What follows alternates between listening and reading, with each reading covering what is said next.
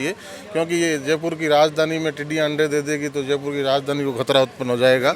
और जब ये टिड्डियाँ निकल के माननीय मंत्री पे, माननीय विधायक पे हमला कर दिया तो इनकी जान पे संकट आ जाएगा। तो ऐसे ऐसे जो जुमले सरकार के मंत्रियों ने कसे, तो हमने कहा हम मुकदमे के लिए भी तैयार है, लेकिन किसान की आवाज़ को सुनना पड़ेगा क्योंकि आप सत्ता में है, सरकार में, आपकी जिम्मेदारी है।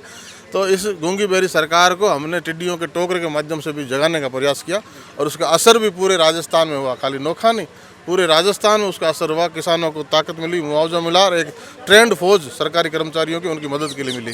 पूरे प्रदेश के जो हमारे समाज के युवा है और सभी पूरे राजस्थान से जो आपकी नोखा विधानसभा जो वोट सीट है, इस पे जो नज़रें टिकी हुई है, तो युवाओं से और आप पूरे नोखा विधानसभा से क्या आप कहना चाहोगे और मजबूती किस तरह नोखा में रहेगी आपकी? देखिए, पिछले 15 बरस से मैं नोखा में काम कर रहा हूँ और लगातार संघर्ष के बाद तीसरे चुनाव में मुझे जनता ने जनादेश दिया है।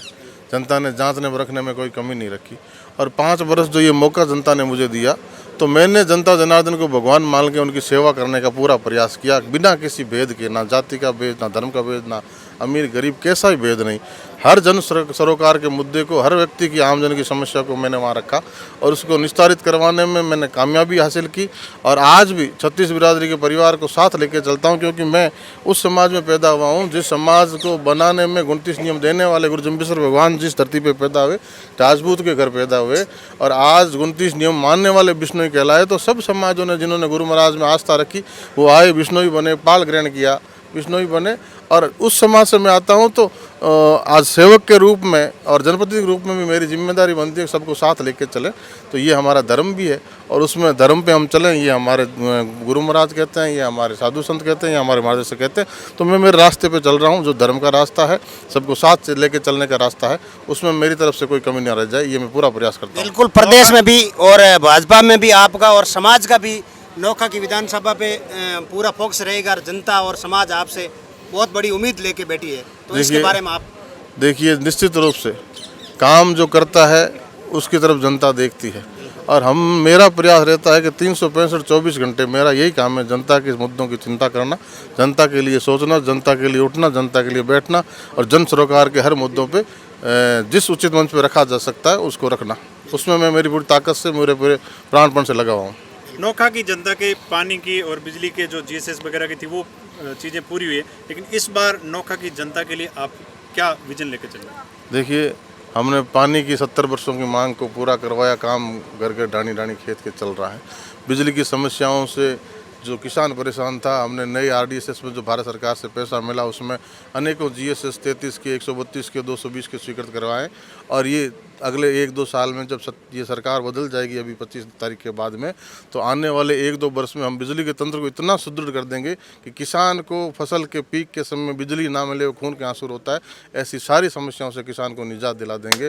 पानी की समस्या जो इस पूरे मरुधरा में है, पूरे क्षेत्र में है, खारा पानी, फ्लोराइड पानी है, नहर के पानी की मांग 70 वर्षों थी। हमारी धरती के अंदर से नागौर पानी चला गया, डीडवाना जायल चला गया, हम प्यासे के प्यासे रहे। उस बात को भी 5 वर्ष में हमने शुरू करवाया। सैकड़ों करोड़ की, 750 करोड़ की परियोजना स्वीकृत हुई है और उसका काम भी गांव-गांव चल रहा है। ये भी आने वाले 1 साल में इसको पूरा करा के पानी की प्यास को बुझाने का प्रयास भी पूरा होगा। और जो बची हुई चीज़ें, चाहे हमारे कृषि मंडी, किसानों से संबंधित जो समस्या हैं, यातायात और रेलवे फाटकों को लेकर जो समस्याएं हैं, उन सारी बातों को भी हम आने वाले समय में पूरा करने का प्रयास करेंगे और नोखा के मान और सम्मान को और ऊंचा करने का प्रयास करेंगे। बहुत बहुत धन्यवाद। ये थे नोखा के लाल से प्रसिद्ध बिहारी लाल जी बिश्नोई जो अपनी बात रख रहे थे। अब यहाँ और राजस्थान में किस तरह की रहेगी सरकार, आपका क्या है? राजस्थान में भारतीय जनता पार्टी के नेतृत्व में बहुत बड़े बहुमत से सरकार बनने जा रही है कितनी सीटें और आ रही है कांग्रेस के जंगल राज। राजस्थान के अंदर बीकानेर जिले में नोखा तहसील से नोखा विधायक बिहारी लाल जी, जो ना तो किसी को आरोप लगाते हैं ना प्रत्यारोप लगाते हैं, लेकिन अपनी गुच्छेदार बातों के अंदर इस प्रकार लपेट देते हैं कि लोग उनके फैन हो जाते हैं। वो आज फिर नोखा विधानसभा से चुनाव प्रत्याशी के रूप में, भारतीय जनता पार्टी के प्रत्याशी के रूप में चुनाव मैदान में है और यहाँ पर मुक्तिधाम मुकाम से आज बिश्नोई धर्म स्थापना दिवस का जो हुजूम उमड़कर पीपासर पहुंचा है, वहाँ पर समाज को संबोधित करने के लिए पधारे हैं। तो इनसे जानने का प्रयास करते हैं कि किस प्रकार इस बार नोखा की जनता का आप प्यार लेने का प्रयास करोगे। सर, बहुत बहुत शुभकामनाएं आपको, भारतीय जनता पार्टी ने फिर मौका दिया है चुनाव लड़ने का। देखिए, आप पहले तो आपके माध्यम से आपके दर्शकों को प्रणाम मेरा, और आज बिश्नोई स्थापना दिवस की ढेर सारी सबको शुभकामनाएं। और आज एक दूसरा पवित्र मौका भी है कि आज 5 नवंबर को स्थापना दिवस के मौके पर पीपा सर गुरु जम्बेश्वर भगवान की जन्मस्थली पर मंदिर के जीर्णोद्धार का शिलान्यास का पत्थर रखा गया है, संतों की उपस्थिति में, समाज की उपस्थिति में। उसके लिए भी इस गौरवशाली क्षण पे आप सभी को बधाइयाँ। और दूसरी जो बात आपने कही कि नोखा विधानसभा क्षेत्र से पार्टी ने प्रत्याशी बनाया, तो मैं इसके लिए भारतीय जनता पार्टी के प्रदेश नेतृत्व और केंद्रीय नेतृत्व का आभार व्यक्त करता हूँ कि उन्होंने 5 वर्ष